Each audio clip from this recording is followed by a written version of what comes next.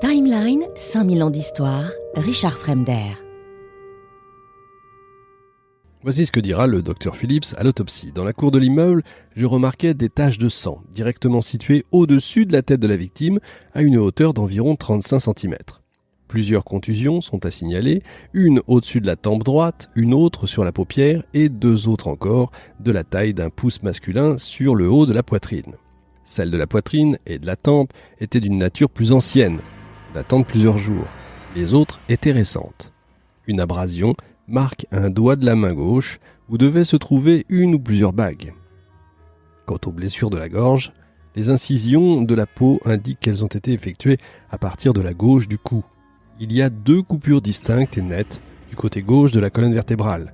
Elles sont parallèles, espacées d'un peu plus d'1 centimètre. La structure musculaire semble indiquer que l'assaillant a tenté de séparer les os du cou.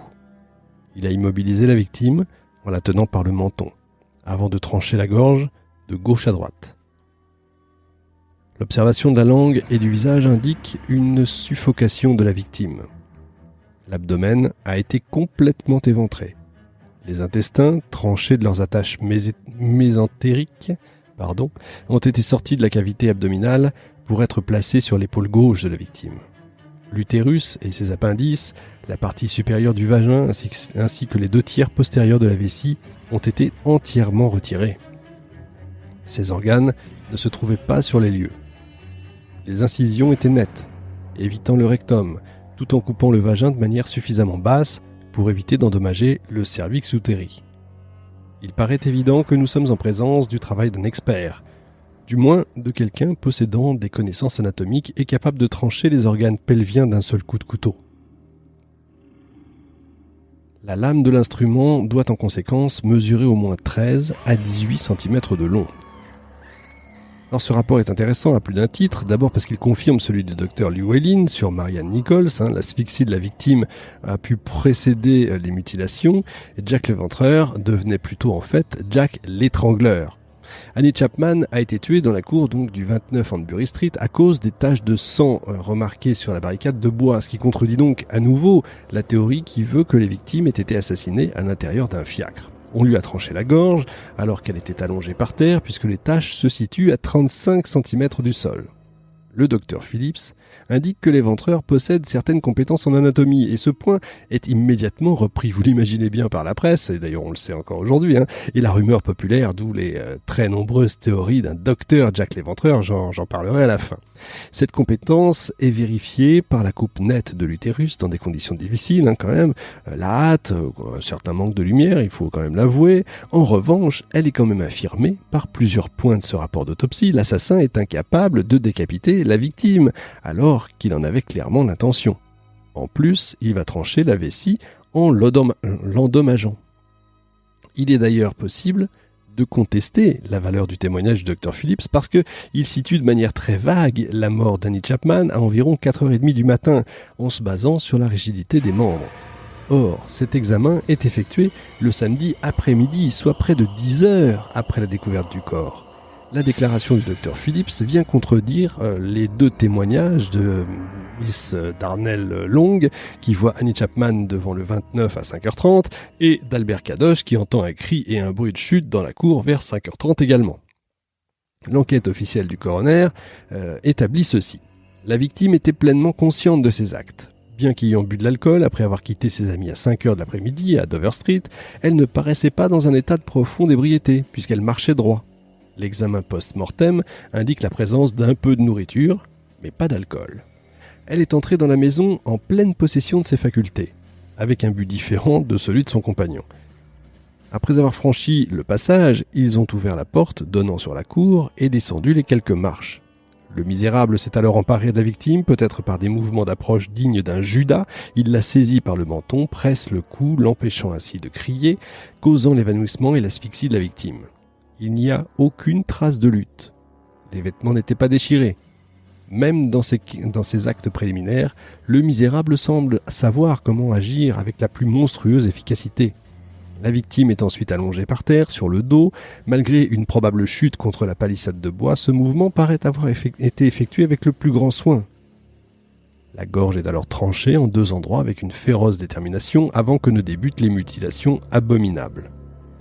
L'assassin a agi avec une calme froideur, continue le rapport, et une grande assurance malgré l'ampleur des risques encourus.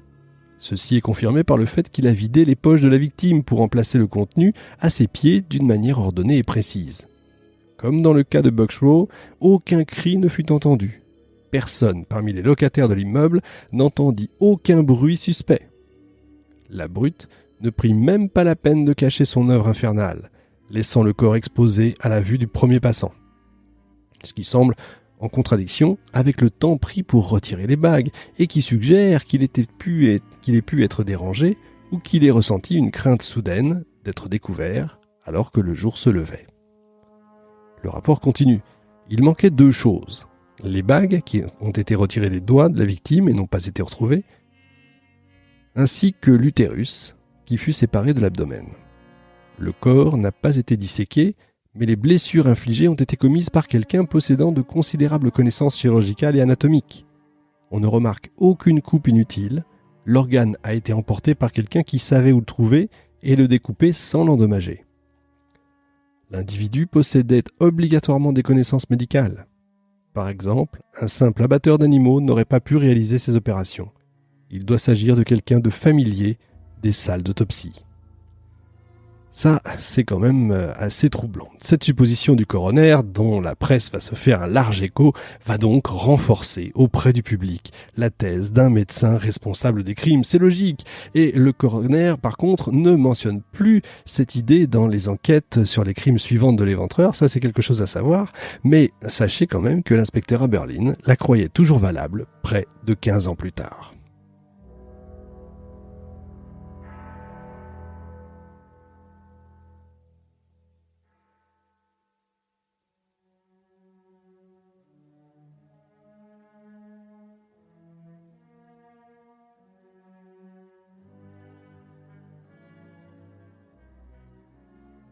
Alors ce deuxième meurtre va créer une véritable émotion. Il va y avoir des arrestations, des fausses alertes qui vont servir à alimenter l'intérêt du public, à créer artificiellement une espèce de psychose. Les journaux vont en profiter pour réitérer leurs attaques contre la police, bien sûr. Vous avez 16 commerçants du quartier qui vont former en septembre 88 un comité de vigilance présidé par un certain George Lusk, décorateur de son métier. Le but est de former des patrouilles de simples citoyens, de fournir des gardiens de nuit volontaires et pourquoi pas d'ailleurs d'assister la police. Le Star, après avoir indiqué que la police méconnaissait complètement Whitechapel, le journal va avancer ses propres suggestions. Les gens de l'East End doivent former leur propre police, donc, en créant sur le champ des comités de vigilance, ça va être fait. Il faudra qu'un comité central divise le quartier en districts, qui seront eux-mêmes confiés à la garde des comités plus restreints. À leur tour, ceux-ci devront instaurer des patrouilles de nuit, composées de volontaires, ainsi qu'un service de détection généralisé. Les infortunés, prostituées, qui sont l'objet des attaques de ce monstre humain, devront être suivis à distance par 1 ou 2 de ces détectives amateurs. Il vaudrait mieux qu'ils se déplacent en couple. Des sifflets et un système de signaux devront être fournis. Alors c'est vrai que ça peut faire sourire que les prostituées puissent exercer leur métier sous la protection, on va dire bienveillante de certains vigiles, ça peut faire sourire, mais la formation du comité de vigilance de Whitechapel va pas empêcher l'éventreur de poursuivre son œuvre sanglante, vous le savez bien.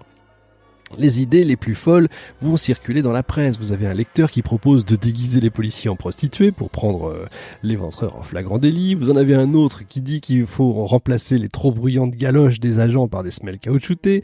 Vous avez un journaliste même qui va se déguiser en femme pour mener son enquête et il va finir au poste de police pendant que ses confrères, pendant que d'autres d'ailleurs sont arrêtés parce qu'ils font la même chose. Bref, tout ça est un bazar sans nom. Tout le monde s'y met, bien entendu. Timeline, 5000 ans d'histoire, Richard Fremder.